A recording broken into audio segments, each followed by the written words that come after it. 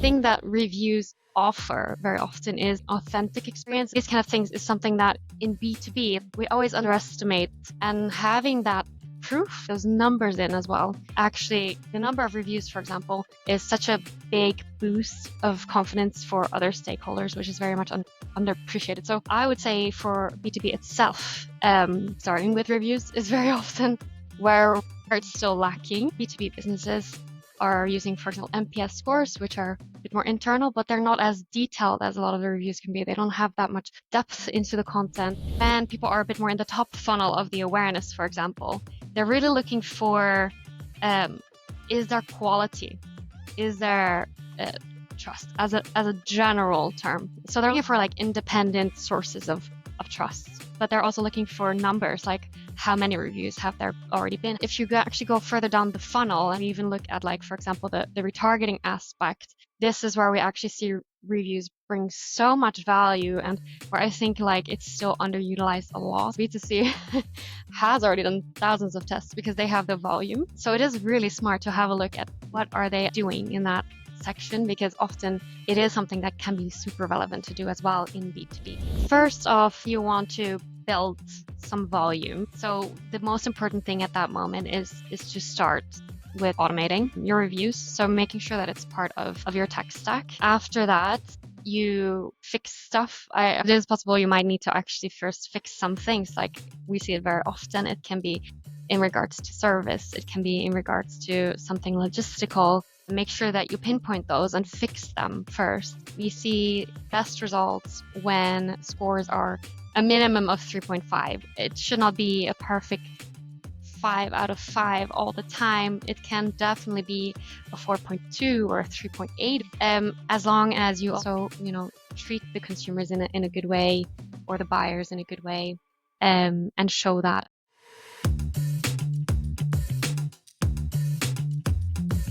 Hello everyone, and welcome back to the latest in the award-winning OnBase podcast series. I'm your host, Paul Gibson. We always look for different subjects to discuss, so I'm excited that today I'm talking with Michelle Wrede, who head of marketing for Benelux and Sweden at Trustpilot, and she's with us today to discuss a different topic, turning reviews into revenue-boosting strategies. Michelle, I'm excited to get into this with you. Thanks very much for coming on the show. Thanks so much for inviting me. It's so lovely to have a chat with you today, I think. Excellent. It should be a good one. So before we get into the topic of today's podcast, I always like to start with, if you're okay, Michelle, just a bit of a background, your walk through how you came to where you are today, your journey, and a little bit about your current role. Sure. So actually, I come from an interesting background, I would say, because I actually studied psychology. So I'm not from a very standard business or marketing background originally, but I really love where I am today because obviously having a psychology background, I have such a huge interest in things like nudging. So how can you actually change people's behaviors and these kind of things? So I'm very happy being at Trustpilot, where there's just like a huge part of psychology involved as well for our end users. So I really like that. Where I'm coming from is the psychology, but then I kind of rolled into talent acquisition first, and then into marketing. And I've worked in the B2C world, and then set up B2B as well for my previous company, and kind of rolled into B2B that way. And so I've been responsible in my previous role as well for like multiple countries within Europe. And now I'm a bit more specialized and more B2B focused rather than only B2C as well. So yeah, very happy to be where I am today with that. Yeah. And as an interesting background, so having those different, a lot of people do marketing all their life or sales all their life. Yeah. So to have those different things in your kit bag, as they say, is really helpful, as I'm sure, as you're going through your career. So as we kick off the topic today, if we think about, as you said, turning reviews into revenue boosting strategies, what do you think are the most common gaps that businesses face when they're looking at those customer reviews and thinking, right, how do I put that into actionable CRO insights? And can you give some tips on how they can address those gaps? Definitely. So I think especially for B2B, we still very much underappreciate reviews as marketeers in B2B. Like we are very often like going towards, I would say, more like the case study road, which is a really great road to go too, and it's also something that I do personally myself, but also as someone who's actually buying from other tech companies, from events, from, well, whatever, basically. It is actually something that you miss. Like, the thing that reviews offer very often is like authentic experience. It's not something that businesses nail down. They have the authenticity. They also have like the realness, like the real life posting of the reviews. Like these kind of things is something that in B2B, like we always underestimate that you still have the emotion and you still have the person behind the screen basically that needs to feel this bond and the trust to actually, you know, you internally and sell it to other stakeholders and actually feel like, okay, this is actually going to be worth it. And having that proof, like those numbers in as well, actually, like the number of reviews, for example, is such a big boost of confidence for other stakeholders, which is very much underappreciated. So I would say for B2B itself, actually starting with reviews is very often where it's still lacking. And then definitely also like actually like the learning and the growing with the reviews. So obviously you want to use the reviews within your customer journey afterwards to really optimize, like add it near like CTAs, so to move it further along, kind of see where's the drop off, see how you can improve those key points on the website to actually push the user forward in their journey, but also to improve your business a lot by learning from the reviews. So if there are things that your business isn't doing well, maybe the support isn't going well, to actually tackle that. Whereas very often we see that B2B businesses are using, for example, NPS scores, which are a bit more internal, but they're not as detailed as a lot of the reviews can be. They don't have that much depth into the content. So actually really learning from that feedback and asking everybody for the feedback is really going to help drive your business processes as well as the marketing in the end. So Yeah. I Yeah. think that's Yeah. And we use surveys and NPS scores and a whole multitude of different things because without that, you even things like product development, you'd be guessing what you think is the next thing to build, but often it's not what the customer wants. So getting their feedback can be critical for not just the services you offer, but also the products you build for the future. It really is. Like, it's so fun because we're actually seeing so many businesses apply reviews or the feedback from the reviews in such unique situations. Like, I recently spoke with like a parking company and they were using it to optimize scheduling times for their employees, which is not something I would ever think of, but actually optimizing those processes is just crucial for the best possible experience as well for the customer, which is in the end what will help you sell to others as well. That's So what we're all doing, right? We want to keep our exactly. customers happy.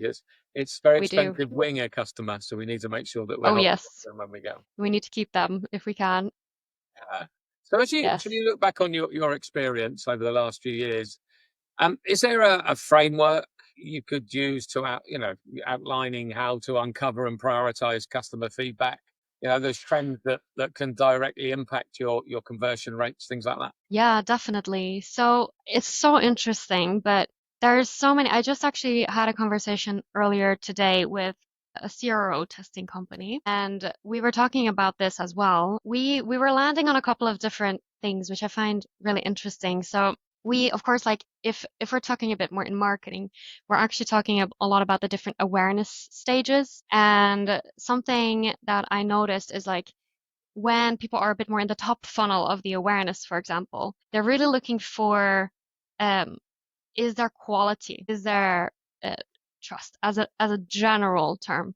So they're looking for like independent sources of trust, but they're also looking for numbers, like how many reviews have there already been? How many people have bought this? How many people have wanted to sell or buy and actually also gave it a high score? So I think that's like a bit more of a general one where as if you actually go further down the funnel and we even look at like, for example, the retargeting aspect, this is where we actually see reviews bring so much value and where I think like it's still underutilized a lot. So if you're thinking about retargeting, think about ads. How can you incorporate reviews, possibly even quotes in some of your ads? How can you use it in maybe some of your retargeting emails? Like something I very much always think is really, really interesting to think about is how is B2C doing it?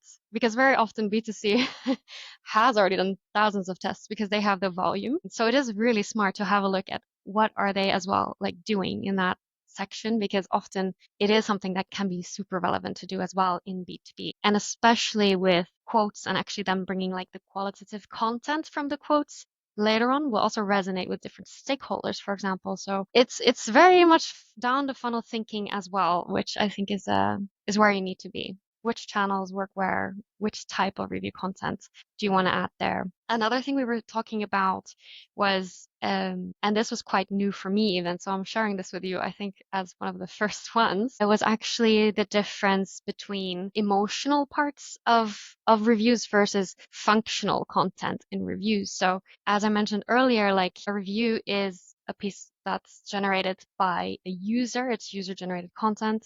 So there's often an emotional piece, but if your industry matches that, that's lovely. If you are maybe a bit more in a B2B section and people are also looking for the maybe practicalities, then it's also nice to see if the review is actually mentioning those practicalities and what the effect was of that.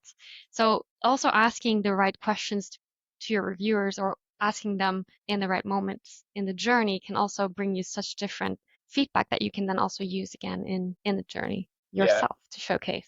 Yeah, really important. And I think that emotional side is, again, often overlooked, but the combination of the two, especially, I suppose, with your psychological background, that is very interesting for yourself as well. But we're seeing more and more, it's those customer stories, it's the communities, it's the reviews that people are using. Salespeople, I mean, I'm a sales guy, so I can say this, aren't always trusted. They're going to say yes when maybe the answer is no, and things like that. So having that coming from the community and customers is so valuable, and we see that more and more as time goes on. Yeah, we definitely see that.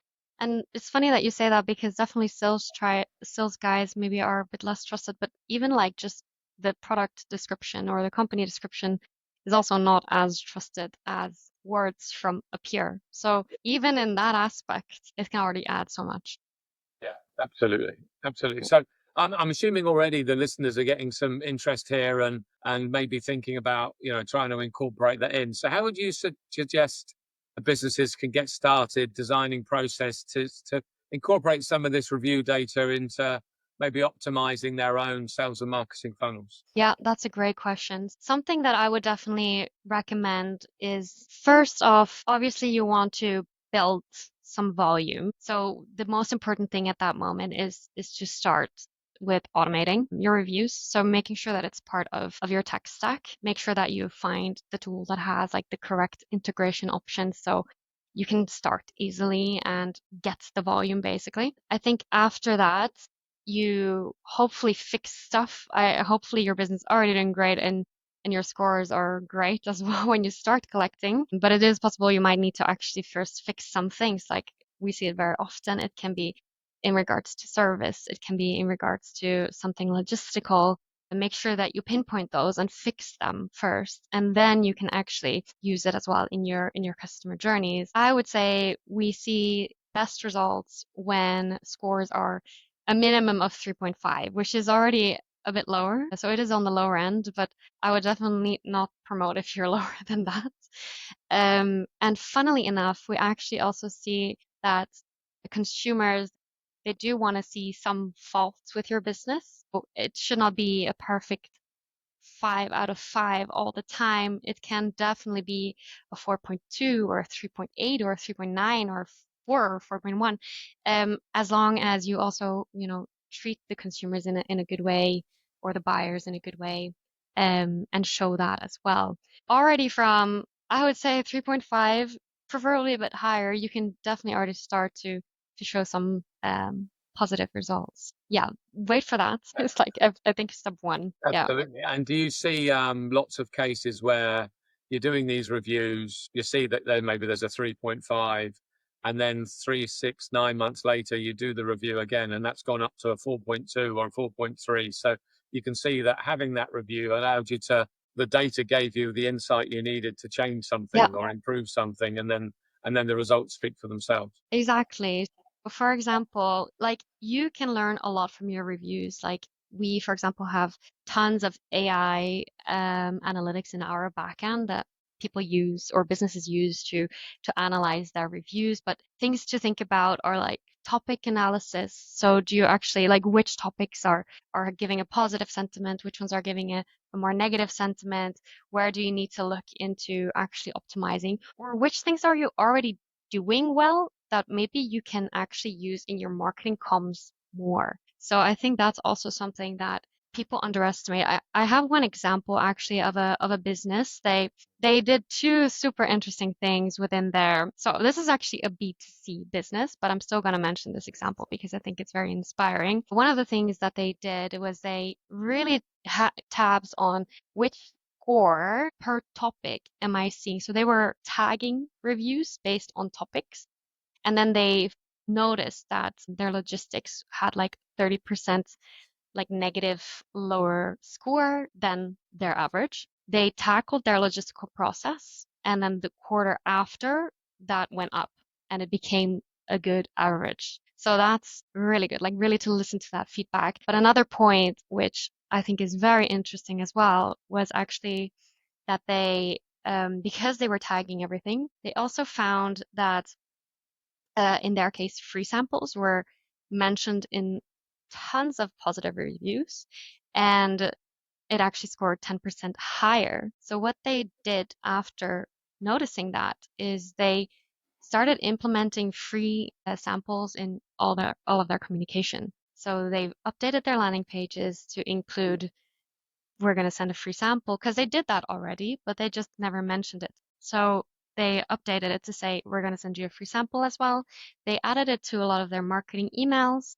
They actually updated like a lot of these different channels to include free sample.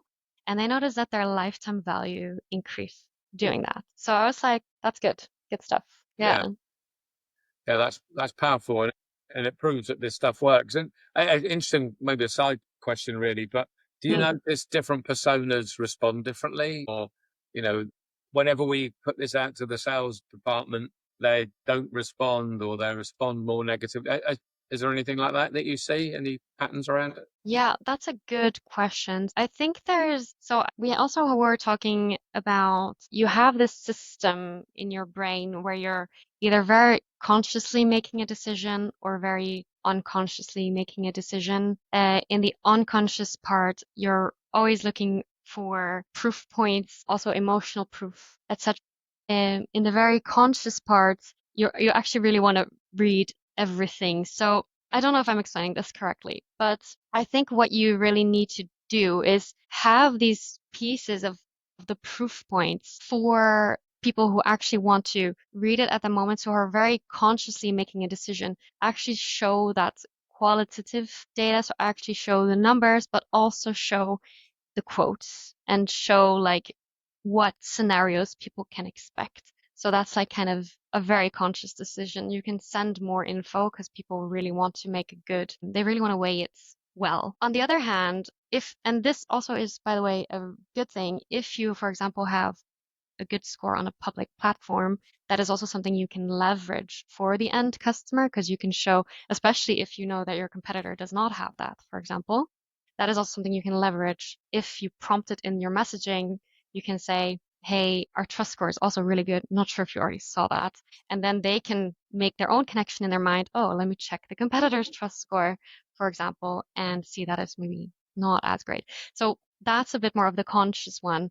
Whereas in the other one, you maybe want to think a bit more about logos, adding the numbers, adding that it's like an unbiased source, like these kind of things where it's a bit more something people glance over because it's unconscious. So I think very often, if we're thinking about the sales process, probably in the beginning, you're focusing a little bit more on the logos, etc., which can, like we, for example, if we're actually talking sales itself, we also see people adding like their social proof in their autograph, right?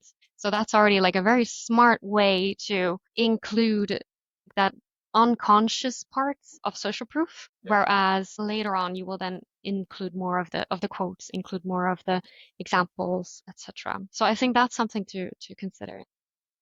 Yeah, definitely. You mentioned qualitative and quantitative, however you say it. How would you, or do you have any best practices around balancing both of those together to help you straight? your strategies going forward? Yeah, that's a great question. So I think it depends very much on channels as well as where people are in the funnel. So as I mentioned, very often in the more top of the funnel, people are looking more for a number and just a social proof stamp, kind of. So in that section, I would actually like if we're talking about like ads that are going out to a larger public, etc. Whereas if we're actually going very far down the funnel, it's more like the qualitative. And the difference that I mean is like in the beginning, people want to know, is this something that's reliable? So they're just looking for the number, basically, right? The stars, the number of people that reviewed. It's very similar to kind of when you're buying a product as well. You will look at the product, how many people have bought it, how many people have reviewed it. It's a very similar process in your mind, I would say, when you're looking into the business part, like you're looking into what is this service? How is that service? Whereas afterwards, but mainly you're looking into what is this service even. So people are not even always looking into the social proof on that more qualitative, conscious level, if I can say it that way, because that's where they're actually gonna like almost be tipped over and want to just get that extra reassurance or those extra examples of maybe if a similar scenario that they are in, maybe there's well, I don't know if people will necessarily mention this in a review, but maybe there has been a reorg and or just a platform change, and this tool really helped them in guiding there, or like those scenarios is not something that the company will say themselves, but the user will. So finding those different scenarios, maybe the scenarios that matches your prospect could be quite interesting as well, which is difficult to find in cases because cases take a lot of time to create and are not always as targeted. So I think that's quite an interesting way as well to look at it. Yeah, and it's very interesting because we have, lots of people that we've worked with over the years that and I'm, not going to sell demand based on this podcast, but by utilizing some of the plays that we have, they've got promoted, their job's been secure and they've been able to build teams out or whatever. And you never think of building a review that says, how did it help you personally in your career? But actually, that's a really important one because in our space, there's lots of, if ever budgets come under pressure, it's always marketing and sales that are the ones that get cut. And so if Yeah. we've got stories that say, however, if you try this approach, we've actually seen that our budgets have increased or we've got promoted and our job's been secure. That's an area potentially that reviews could be really valuable. That is definitely a very interesting approach. And I think that's also maybe one point that I mentioned earlier. Like it also depends on that point in the journey where you want to ask like your end user or yeah, like the user who has already used you, like which point is that point where you want, which information do you want to get from them, basically? Like as you said, like if you want to, have someone in the team who just left, for example, how are you going to put that in a system? Possibly you still have their private email and you can send them like maybe 2-3 months after like an automated email saying, hey, how did we actually help develop your career? Could you leave us a review? And that's a completely different story than maybe one day after, or maybe if they're still in the middle of working in the company, for example. Yeah. It also depends so much on when you ask someone something, which answer you're In gonna get. everything. Timing is Yeah, everything, right? Yeah. yeah, timing is everything. So really important to test with timing for sure as well. Yeah, absolutely. So as you look at projects you've been involved in, is there a playbook or an example you could share that talks about aligning, review driven insights with measurable outcomes? So maybe that's increased engagement or reducing drop offs or something like that. Yeah. So I think always the first part you want to do is check in your own marketing strategy as a business. What are you lacking? What is something that you need? And then you can find the KPIs with that to match if reviews are the solution there. For example, something that we have as quite a big benefit is that there's also like a lot of SEO value in Trustpilot specifically. So this is really Trustpilot specific. But if you, for example, want to get higher in Google, let's say, like now, obviously with AI, stuff is going to change. So that's going to be very interesting as well to see how all of that will develop. But if your goal is also to work on your SEO, reviews can be a super important part in that because it is a constant flow of fresh content about your website, possibly mentioning the product, possibly mentioning a lot of other valuable points, like keywords that other people are going to search for. SEO is, for example, one point that can be quite increased, but that's a completely different KPI that maybe you want to look into rather than if you're doing or optimizing your ads, for example. So obviously, if you're optimizing your ads, you're going to look into how much engagement, how much click-through rate, but also how many conversions am I getting from this ad. If you're looking at the website, you're going to look into how many people are moving forward in the journey. Like, are they clicking on the next page? Are they adding something to the cart? Are they booking in that call? Like these next steps, are they actually taking them? And how can you utilize reviews to optimize it? I've seen, for example, one time that a business was using reviews the same way on their desktop and mobile. And they actually saw like on desktop, they kind of had like quite a big chunk of the page was reviews. So they added in like logo, stars, um, number of reviews, and it was like quite bulky, which works really well on desktop. But on mobile, it's quite distracting. So on mobile, it worked a lot better to have a small, like social proof that was not distracting from the CTA. So it's really difficult to say, I have this great handbook because it depends on how emotional is your value, your product, how practical is your product. It depends on the industry. It depends on the device. So my best advice is to test, which is such a shit answer, but that's the answer. Test it because from psychology standpoint, we know it works. We know it has such a big effect, but you need to find the way that it has the best effect for you. Absolutely. And testing all of these things is, as you say, is so important. Now, I would imagine it's like all things. If you want to try something new in a business, you've got to get buy-in from all sides. How have you worked on? How would you recommend getting around internal resistance if you're pushing to try something maybe unconventional like this? Yeah, that's a great one. It depends so much also on the size of your business, on the budgets that you have, etc. I think reviews, like some businesses I know, they use it, like the reviews as a measure to uphold within their entire company. So for them, this is the benchmark to see if their business will continue doing well.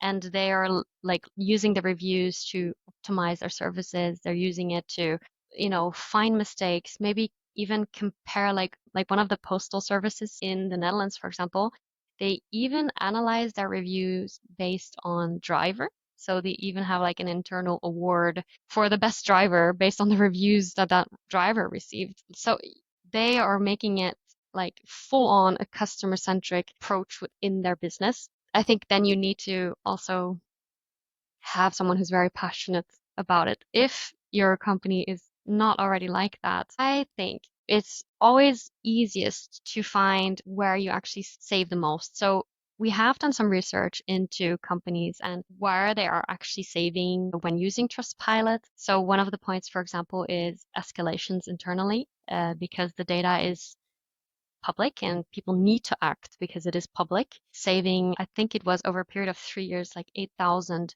hours of worth of escalations. People on general saw around 20% more traffic. If I say that correct, it was either 20 or 23, something like that. But if you need to first start, and it is very tricky within your business, I would say it's great to have as part of the marketing mix as kind of a first way in, because if you actually have good reviews, like we have integrations with Google, so you can get like the ads or the search, the stars, sorry, that you see in search, for example, but you can also use it in your advertisements as an add-on. So you can allocate some of your advertising budget to actually optimize the ads you have and get more from there. So I would probably go that route because marketing does have that budget as well. And if you actually have and are able to optimize the ads that you have and spend there and get those better results, like that's worth so much. And of course, on the main channel, or often the main channel on websites, if you can, that's where you can prove a lot of it. And I think I mentioned it earlier, but start with retargeting because that's where you can often see the biggest impact first. If you also need to prove it internally, say try it out for a year, sit out properly, and then move from there, and then start with all the learnings and all the data and all of that as well. Yeah, absolutely. And I think anyone listening who's not doing a review for someone like Trustpilot, give it a go, as we said, because I think otherwise you're guessing at what the mindset is of It your is. customers and prospects, and then you could go in completely the wrong direction. So I think it's a really valuable thing to do. Yeah. And you can start for free as well on Trustpilot. Like we offer around 50 reviews for free. So per month, like review invites. So you can send it to 50 customers per month, which is lovely for B2B businesses. If you then want to actually implement on the website, etc., then it's gonna be a subscription, but you can start for free. So why not try that first as well? Yeah, absolutely. AI is the top of everyone's mind. Everyone's talking about it. So from your perspective, in your space, what you're doing day to day, are you seeing any change? And what do you think the change could be in the future? I think it's a very interesting question because it's gonna be such an impact in the way that people are searching and the way that people are receiving information as well. We're also like becoming more and more AI proof. So AI is trying to do kind of what Google was doing in the past, but you still needed to do the research and click on all the links. Now it's just already giving you the summaries, offering a solution very often. So to be able to fall in those solutions, you still need to have really good SEO strategy. So that's definitely something that I think we need to hold into account. Like our quality of the content that we produce needs to be very high to actually be able to, still be considered for these summaries. We actually also started doing AI summaries ourselves on the company pages, so consumers can even see like the quick view of the businesses, because this is a lot more what people are expecting already to just get like the easiest bulk on info, but they're also looking for the transparency. So where before, for example, AI was just the text, this is it. Now people are like, okay, but is that based on something? We've already all heard, you know, the scenarios where lawyers accidentally refer to cases that didn't exist or these kind of things. So the transparency is also very important. So as there's going to be so much more content, so much more chance for fake stuff happening, actually being able to verify the content is going to be so important as well for the consumer and to be able to showcase that trust. And there's a lot of stuff with AI that we can talk about because there's so much changing. Um, and in the marketing world, it brings so many questions. Which strategy should you focus on? What should you do? I personally think a lot of it is content based, but also focusing on different types of channels. Like we have to be very creative with it and get those authoritative websites linking to us as well and being as strong as we can as well in the base. While also exploring alternative channels as well, because yeah, it's an interesting new world that we're gonna see in marketing. Really is. And I think that transparency, we shouldn't underestimate it. I mean, in my day to day, I have so many conversations with sales leaders and SDR leaders who are actually getting really frustrated with the AI that your transparency comment, they'll get an alert or a signal saying, go after that account because they're in market. There's no insight. There's no reasoning behind it. So they spend half their time chasing after, I always call them wild goose chasers. They're not going to turn into any business, but they're told to do it. And eventually the salespeople get fed up with it. They stop looking at the signals altogether. And then the sales and marketing alignment falls down. I makes zero sense to me. And I think I like to term it AI without the why. If you haven't got the why behind a signal, ignore it because there's as good a chance as any that it's going to be missed. So I think you hit the nail Yeah, on the head with the transparency thing. I think so. It's definitely, and I think that's really a fun point that you're pointing out, like the lead handling to sales and the signals and basing that on AI. It's very smart, but it can also be very tricky because obviously it's you don't always know where the source is from. We are actually, and this is a little bit of a yeah, sneak preview, I think. It has already been announced, but we're also looking into how can our data, for example, be more considered as we know it's more of a trustworthy source. So we're also like in conversations there and seeing how can we, like, our mission as a company is to be a universal symbol of trust. So we want to be a place that people know they can trust, but it also, we want to, make sure that the internet is a more safe place. So we're also having this conversations to see how can our data, for example, help that, and how can we make sure that the end consumer actually gets data that is trustworthy and gets insights that is trustworthy. So that's very much on our mind at Trustpilot, and definitely something that we are working on, and very excited to see where that's gonna head. I think the selling points is our 360-degree view of a customer and all their buying groups or whatever. Having that review data in there would, just enhance your insight and your understanding of not just your prospects but your customers as well. And we import things like G2 and all that sort of stuff. And I think you're onto something there for sure. So if you're not already talking to Demandbase about that, maybe we should have a conversation off the record on that one as well. Yeah. You sound, Michelle, like someone who consumes lots of content. So is there a particular book, a blog, or podcast, newsletters, or things that you regularly watch or read that you think our listeners should look out for? Yes. So this podcast, no. I personally, I really into growth marketing. I always think it's very interesting to see where can you take things to the next level, how can you test all the time. Everybody's favorite word. So I personally like Growth Tribe a lot. I think they did just change their business model, so they don't have as much content for free anymore.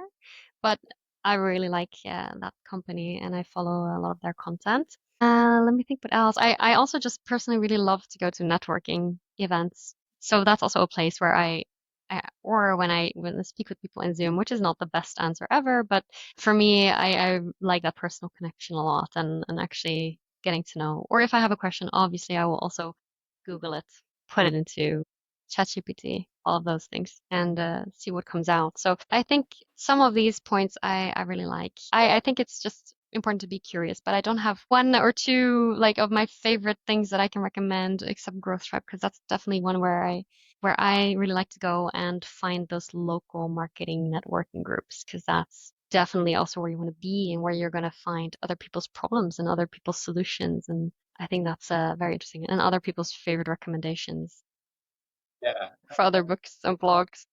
Yeah, and I think in a post-COVID world, these events are more and more often coming up again, and I think people just want to get out there, have that personal connection. So definitely, that's always something I look out for. Are there either local events or national events or whatever to attend for sure? Yeah, so So fun to be there. yeah, definitely. So you've been an awesome guest, and I actually think, Michelle, that we've probably opened up a can of worms, and there's lots of other things we could talk about. So there might be time for a follow-up session at some point. But right now, it's a bit of a cheeky ask. But do you have any other inspirational people in the space that you think we should try and get on our show as well? I think so. Let me have a little quick think. I'm currently in conversations. So obviously I also do B2B marketing. So I like to be in conversations with other B2B marketeers. Some that I find quite inspiring who I've met, for example, in some marketing manager from BigCommerce. I think they just rebranded. So I think now it's Commerce, I think. So I'm in touch with Enrica Mariano. So I think that she's a really great person to talk to, because I'm responsible for Benelux as well as Sweden. I also want to include some Swedish person. And I think one person that I think was quite inspiring is called Lucas Rogfall.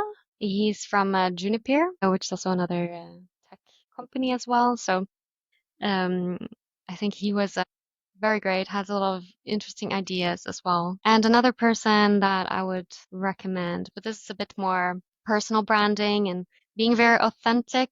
I think it's, as we mentioned already earlier, like that's getting so important in our world, and yeah, and actually promoting yourself as well as the business, because your own personal brand, or you as a person, if we just don't want to say the word brand for it, that's just like you can be out there and be yourself. And one person who I think does that in a really nice way, her name is Anna Bertolini, and yeah, just looking at some of her posts inspires me to create some more of my own as well. So I would recommend them. And finally, one of my own personal colleagues, which I really, really think is very inspiring. Her name is Juanita Solano Espinosa, and she also organizes an event called Women in SaaS. So if you want to have some inspiration local for local events, perhaps that's a fun one to go to for other women out there as well. So that's definitely one that I also really like to. Excellent. Yeah. They're all good. They're all good suggestions, and I don't think we've had any of them on the show now. So I will get my team on it, and we'll try and get them on the future one. So I appreciate that. That's good. I don't think they're the biggest influencers, perhaps, but I like them. Yeah, and what we really like on these podcasts is people who are in there doing the things and not just talking about it, because then you get the real world Yeah, conversations like we've had today. So that's really good. definitely. Nice. And for listeners who've maybe open up questions they wanna follow up on, how would you, if you're open to it, recommend people get in touch with you after the podcast? You can always send me a message on LinkedIn.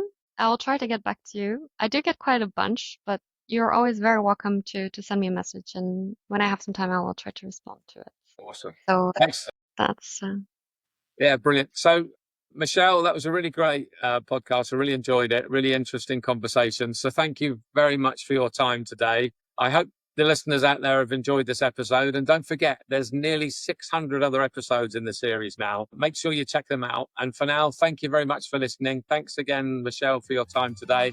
Until the next time, cheerio. nice.